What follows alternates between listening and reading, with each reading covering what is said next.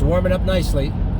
Hey guys, I picked up a couple of cheap toys for the Lexus GX 470. Of course, they'll work in any vehicle. I grabbed a $20 MP3 player, so now I can hook up my Spotify or my music from my phone directly to the awesome sound system of this thing. And I also picked up a dash camera. Pretty nice one too. Let's take a look. This is the first cheapo. This was about 20 bucks on Amazon. I'll stick a link in the description below if you're interested. My Lexus GX is a 2006, and it does have Bluetooth for the phone, but it doesn't have any hookups for any music. So you can't use your Spotify or Apple Music or whatever you want to do there. So this kind of fixes that, I think, and I'll show you how that works, and it's pretty cool. And here's the other one. I got a dash cam. I've been winging around the cell phone when I've been driving. It's probably not a good idea. Actually, my co-pilot has been doing it for me a lot of the times as well. You know what, I actually was watching a Truck BC channel. I was watching one of his videos. He travels the number 3 highway, which is the one I'm going to be traveling through over to the island. And it's a pretty hairy ride this time of year. I was watching one of his videos, and he recommended this guy, this brand anyway. I'll put a link to his channel or that video in the description below. So anyway, let's take a look at this guy.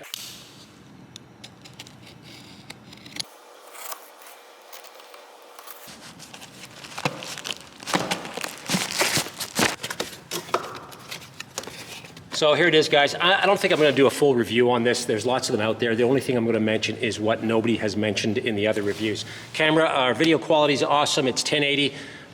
Which is, you know, HD, 1080 by 1920, that's all I want. I don't want 4K because I don't want to be jamming cards in this thing constantly. I don't want giant files. I don't need it. The only thing I don't like about a dash cam compared to, say, a cell phone or it's so wide. This is ultra wide. This is, I think, 160-degree field of view. So compared to, say, your eyeball's looking at about a 50 mil. So when you see an awesome landscape, you know, mountains in the background and so on, it's at 50 mil. And then if you put your cell phone up to it or something crazy wide like this or a GoPro, even if the mountains are, you know, a kilometer away, they look like they're a million miles away. You don't even see them. So that's my only kind of regret about these things or problem with these things is they're so crazy wide. You've got to be right up to whatever to be able to see what's back there. So here's the mount, and it's pretty basic. It's a suction mount, and you stick it on, and then you crank this guy, and it pulls the suction up to give it to really tighten it up there. This guy moves around, of course. The camera snaps onto here, so which is kind of cool. And so it snaps onto there. There's some pins there, and then it connects the USB to that. So if you want to take the camera off and on, you don't have to take this whole suction cup deal down, which is great. So they give you a couple power cords.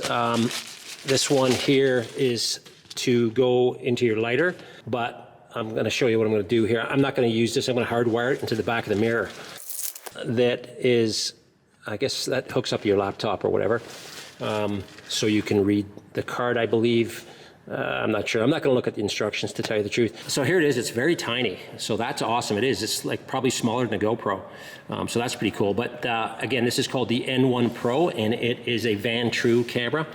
And this button here is what interests me, and it's not really talked about in any of the reviews I saw. Basically, this button, you hit it and it takes a photo, or it'll save what you've been recording.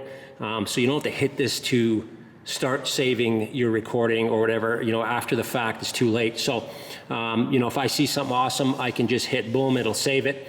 If you can see the back there, this is the back of the rear view mirror. It's the same as the Gen 5 Forerunner. It's a 7-pin. You can buy adapters for it and plug it in there and then hook up your radar detectors or your dash cams or whatever. I'm not gonna buy the adapter for it. I think they're around 80 bucks or whatever. I'm just going to find out which is hot and which is not, and I'm gonna plug in a little USB dangler from that, and that'll power my camera. So I hooked it up on the passenger side. I don't know if you can see it up there. The Lexus has got this textured area here. I don't know if it's gonna stick on there or what, but right now it's in this perfect spot for me. You know, you're not gonna see that deer. Hey guys, so here it is. It fell off, as you saw, that textured stuff on the glass. So this is where it's sitting right now. I don't know if I like it, but maybe I'll get used to it. If not, you can rotate the display and I could just put it down here, which might be a good idea, and just suction it onto here. So like I mentioned before, that your eyeball sees at about 50 mil, and these GoPros and all the dash cameras are really wide angle. So I'll show you a comparison. This is kind of what I see out front of me here, and I'll show you that same shot from the camera. So in the menu, I'm not going to go too in depth. If you're going to go into the menu system, it'll ask you to turn off the recording, and you hit OK. So we'll do that now. I'm going to turn that off, and now I can go to the menus, and basically it gives you your recording setup, and we'll take a look at that, and your system setup, putting the the date, time, and all that stuff. I'm not going to get into that. There's stuff out there about that. GPS setup, if you hook up a GPS system to it, and your file folder options.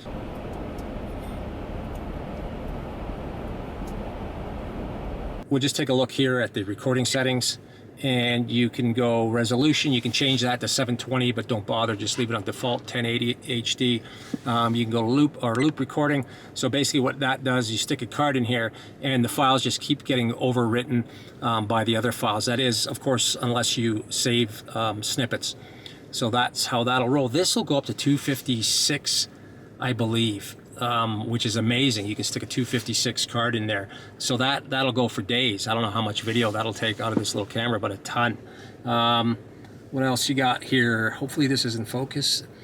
G sensor, I'm not going to go there. Exposure, you can change exposures if you want, or just leave it on default. So the dash camera is a Vantrue, and the model is an N1 Pro. All the driving footage is with this camera. All the audio after this little snippet here that I'm inserting is also from this camera's microphone. So I'm just testing out the audio. I don't know what it's going to sound like until I upload this thing, so hopefully it's good. It's nice that it has that option for sure.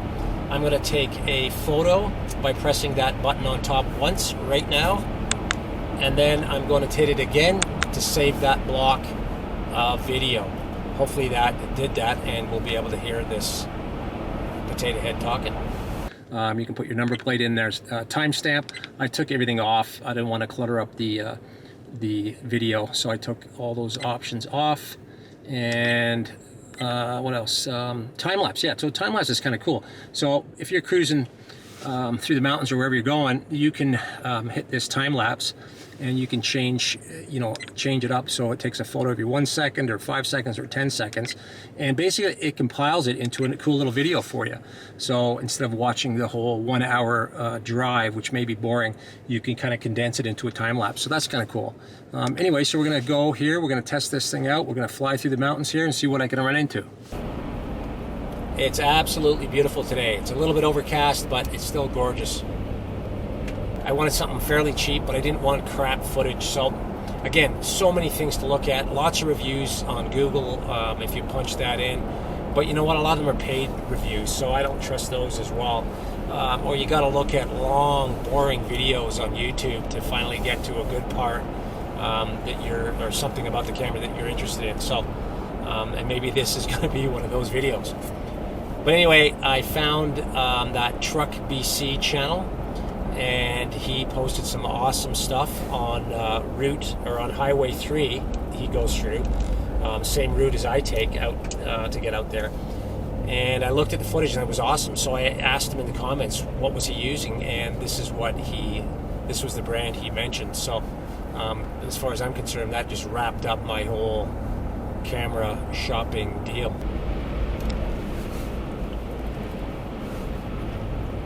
The wind's picking up now, though. You could just feel the whole truck move up there at the top of that pass.